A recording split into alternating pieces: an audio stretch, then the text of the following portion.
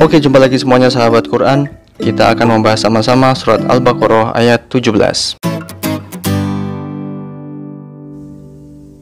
A'udzu billahi minasy syaithanir rajim. Bismillahirrahmanirrahim.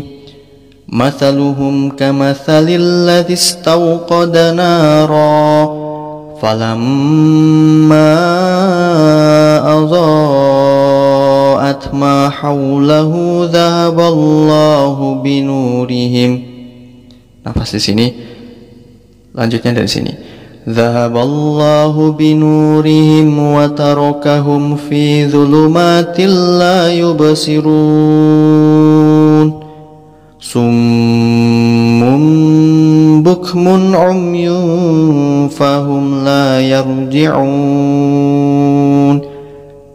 Aw kasayyibin minas samaa'i fihi dhulumatun wa ra'dun wa barqa yaj'aluna asabi'ahum fi adhanihim. Maaf, kecoret. Yaj'aluna asabi'ahum fi adhanihim minas sawa'iqi hadharal maut wallahu muhitum bil kafirin.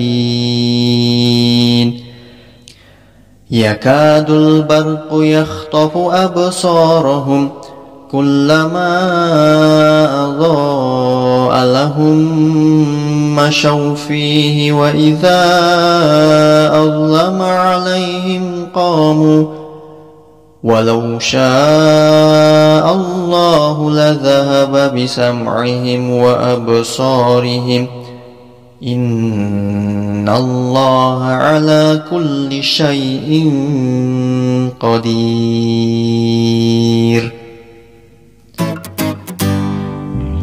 Oke, kita kembali lagi ke ayat 17 surat Al-Baqarah. Di ayat ini ada satu hukum bacaan yang perlu kita ketahui bersama, yaitu naro ini ketika berhenti di sini. Nama bacaan, hukum bacaannya adalah mad iwad. Dan mad iwad ini panjangnya 2 harokat. Jadi kalau tidak waqaf membacanya, masaluhum kamatsalil ladzi istawqada naron. Kemudian ini karena berhenti di sini maka menjadi 2 harokat. Tanwinnya hilang, kemudian berganti alif di situ. Naro, panjang na dengan ro harus sama-sama 2 harokat. Na-nya 2 harokat, ro-nya juga 2 harokat. Sehingga jangan sampai ro-nya terlalu panjang melebihi panjangnya na. Kalau terlalu panjang itu sering juga keliru seperti itu. Contoh, mathaluhum kamathalil ladzi istawqada nara. Nah, itu berarti 4 harokat. Yang seperti itu meskipun terdengar seperti betul, tapi itu tidak betul. 2 harokat saja kalau mad iwad. Kemudian ceritanya apa? Ceritanya jadi di awal surat Al-Baqarah Allah ini menceritakan ciri-ciri kaum munafik. Jadi dari ayat-ayat awal, ayat 8 dan seterusnya masih berlanjut sampai 17. Ini masih berlanjut. Jadi ciri-ciri kaum munafik itu yang pertama perumpamaan. Jadi masal. Kata kuncinya masal. Masal itu kalau bahasa Indonesia misal. Misal seperti misal masaluhum kamathali. Berarti kaum munafik itu seperti orang yang, kata kunci selanjutnya naro, seperti orang-orang yang menyalakan api. Maka ketika api itu menerangi sekelilingnya, dhahaballahu binurihim. Nah, kata kunci keduanya adalah nur. Jadi Allah itu akan menghilangkan cahaya api itu dan membiarkan kaum munafik itu fi zulumat. Zulumat nih kata kunci juga. Kita sering dengar zulum, zolim atau kegelapan. Jadi kaum munafik itu permisalannya seperti orang yang menyalakan api, kemudian Allah akan mematikan cahayanya itu dan membiarkan kaum munafik itu di dalam kegelapan. Maksudnya mereka itu merasa saya sudah menyalakan api, aman ini, terang, padahal Allah menutup cahayanya. Jadi cuma rasanya saja mereka, Allah menceritakan mereka itu merasa sudah beriman padahal tidak termasuk orang yang beriman, maksudnya seperti itu. Lanjut ayat 18. Ini termasuk ciri-cirinya. Ini kita sering dengar. Summun, bukmun, umyun, la yarji'un. Jadi ada 4. 1, 2, 3, 4. 4 yang dialami oleh kaum munafik, yaitu mereka itu tuli sebenarnya, merasa sudah beriman padahal mereka belum beriman.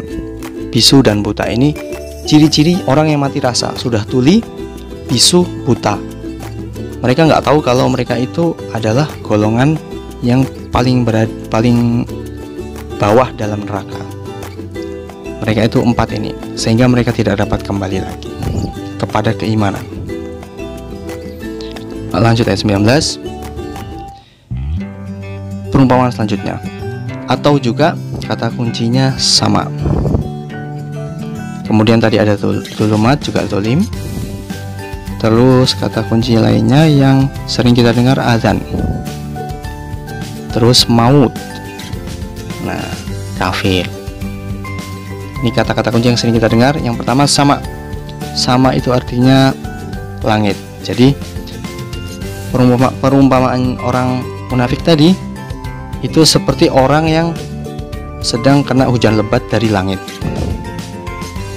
yang di dalamnya itu gelap gulita dan ada petir dan seterusnya ya. Ini tapi bukan kata kunci, ini kita biar memahaminya gampang, kita lihat kata kuncinya saja. Kemudian azan. Azan itu telinga ya. Azan itu telinga, makanya orang yang azan, muadzin itu untuk menyeru kepada telinganya kaum muslimin, maksudnya seperti itu.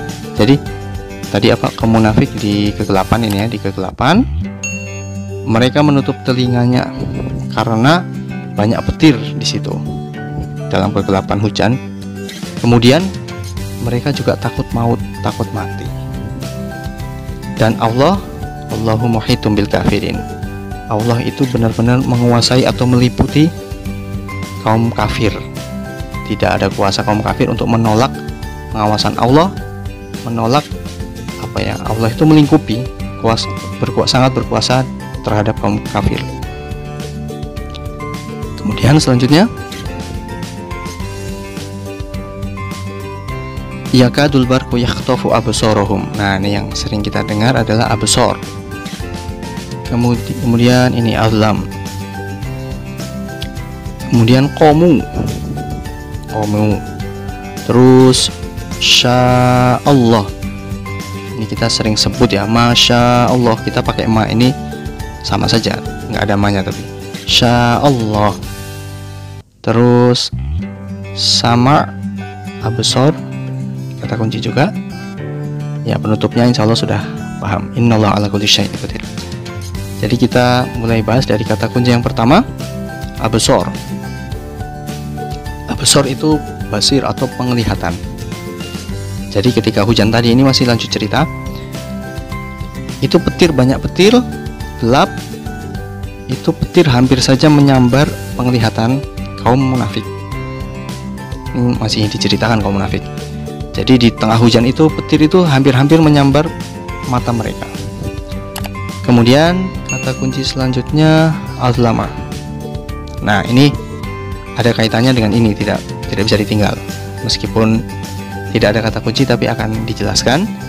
Jadi yang ini maksudnya ketika petir kan nyala ya, jepret, maka menjadi terang. Nah, ini terang, kaum munafik bisa jalan. Kemudian petirnya hilang, maka gelap. Nah, ini terang, ini gelap. Maka ketika sudah terang, kaum munafik itu berjalan kembali, dan ketika gelap mereka itu, nah ini qomu itu artinya berdiri. Iqomah itu asal katanya sama, qomu, iqomah, nah, itu sama ya. Itu artinya berdiri mau sholat. Kalau iqomah, aba-aba berdiri untuk sholat. Nah, ketika gelap, tadi kaum munafik kembali lagi, ketika gelap mereka itu hanya bisa berdiri, petir nyala, mereka jalan. Tapi petirnya nyala hampir menyambar mata. Ngeri itu ya. Allah memberi perumpamaan kaum munafik. Kemudian selanjutnya kata kuncinya sama dan absor, sama. Sama itu artinya pendengaran. Bisam'ihim sama, ini artinya pendengaran. Absor penglihatan tadi ya, sama dengan ini sama penglihatan. Jadi oh ya, sya Allah kita sering menyebut masya Allah. Itu apa sih sebenarnya maksudnya? Sya Allah itu artinya kalau saja Allah itu berkuasa. Masya Allah itu artinya apa-apa yang Allah kehendaki, maksudnya begitu. Jadi kalau kita melihat sesuatu yang menakjubkan ya masya Allah, itu yang Allah udah kehendaki kayak gitu ya, masya Allah. Nah ini kalau saja Allah menghendaki, Allah akan menghilangkan pendengaran kaum munafik dan menghilangkan bahkan penglihatannya, menghilangkan penglihatannya. Dua hal ini Allah kehendaki tapi tidak Allah lakukan, seperti itu. Innallaha ala kulli syai'in qadir. Jadi ini insya Allah sudah familiar. Sesungguhnya Allah maha berkuasa atas segala sesuatu. Seperti itu, semoga bermanfaat. Sekian, wassalamualaikum warahmatullahi wabarakatuh.